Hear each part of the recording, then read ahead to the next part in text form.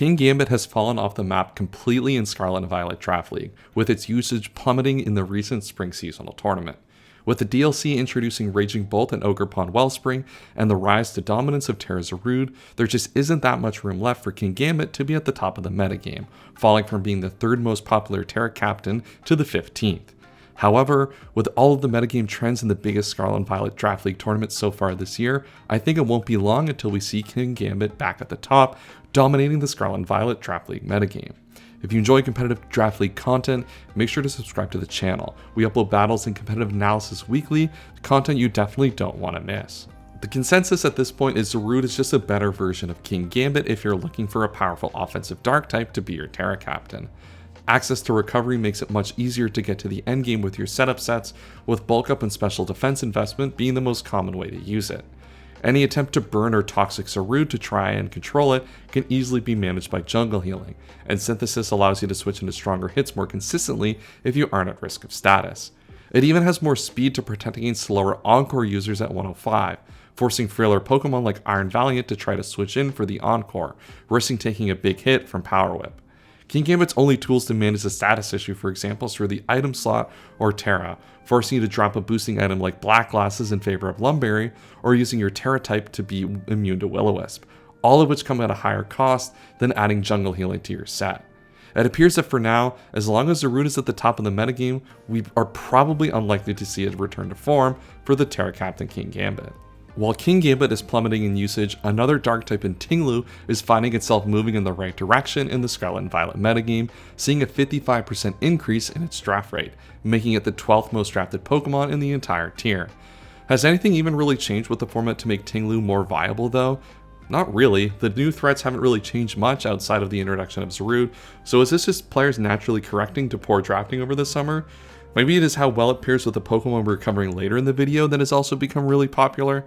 It's hard to tell what really changed to allow this to happen, but at the end of the day, the special walling capabilities and hazard stacking make this Pokemon too good to not be one of the most popular Pokemon in the metagame, especially backed by a powerful Earthquake, something you don't see very often in Scarlet and Violet Draft League. With the recent rule changes in Scarlet and Violet to allowing multiple Tera captains, finding Pokemon whose cost with Tera is the same as without is a great way to find value in the draft.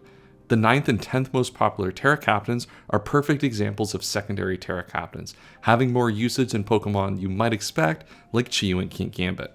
These Pokemon are Moltres and Mesprit, Pokemon whose Tera prices, of 8 and 9 respectively, always allow them to be paired with one of the top tier Tera captains.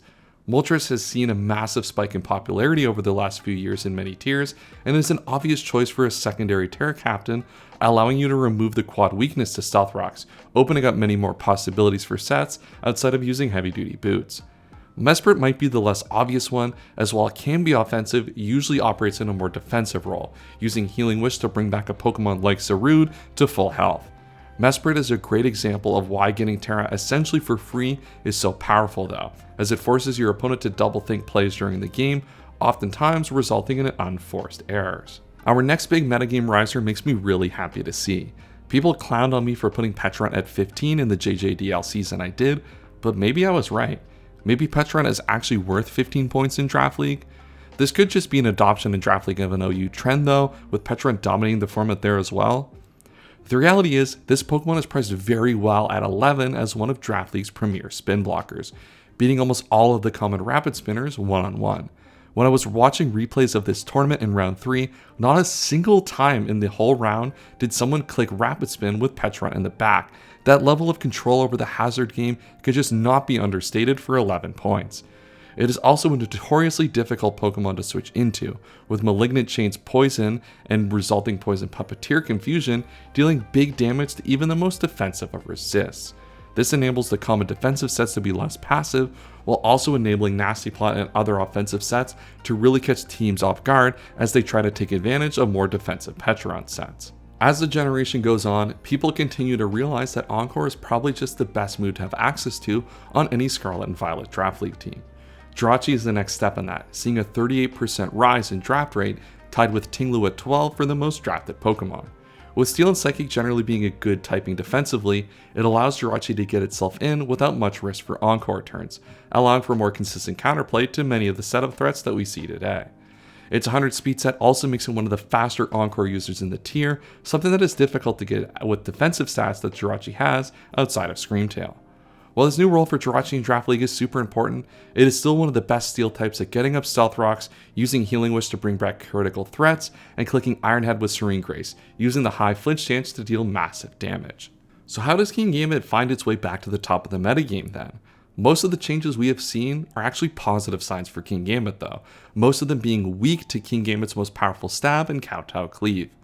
Encore has been an effective tool at shutting down many of the setup Kingambit sets and locking it into Sucker Punch, but with the metagame becoming more vulnerable to its main stab, maybe Kingambit doesn't need to rely on this as much. Maybe you focus on teams that can use momentum to get Kingambit in, and focus on using Kowtow Cleave to deal as much damage as possible, rather than making yourself vulnerable to Encore. A lot to consider here as Scarlet and Violet Draft League works itself out, even if we are likely to see ban decisions shaking up the metagame in the future. So what do you think of the biggest changes in Scarlet Violet Draft League tier in recent times, and where do you think the format is going next? Let me know in the comments down below.